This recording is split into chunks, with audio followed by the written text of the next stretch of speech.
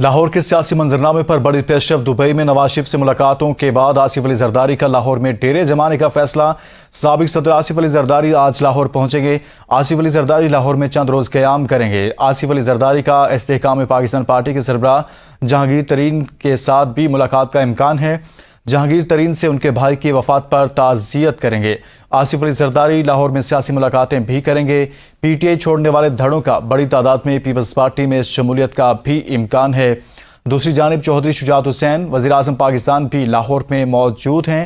इस बारे में भी मज़ीद तफसीलात जानते हैं लाहौर से नुमाइंदा ABN न्यूज़ मोहम्मद अली नासिर से। जी मोहम्मद अली नासिर, बताइएगा, साबिक सदर आसिफ अली जरदारी लाहौर में डेरे लगाएंगे? साबिक सदर आसिफ अली जरदारी आज लाहौर पहुंचेंगे और दुबई में इससे पहले नवाज शरीफ से इनकी मुलाकात भी हुई। और इसके अलावा आसिफ अली जरदारी लाहौर में चंद रोज क़याम करेंगे। इसके अलावा इस्तेहकाम पाकिस्तान पार्टी के सरबराह जहांगीर तरीन के साथ भी मुलाकात करेंगे और जहांगीर तरीन के भाई की वफात पर उनके साथ अजहार ताज़ियत करेंगे। आसिफ अली जरदारी लाहौर में सियासी मुलाकातें करेंगे और जो आने वाले इलेक्शन है उसके हवाले से हिकमत अमली भी बनाएंगे।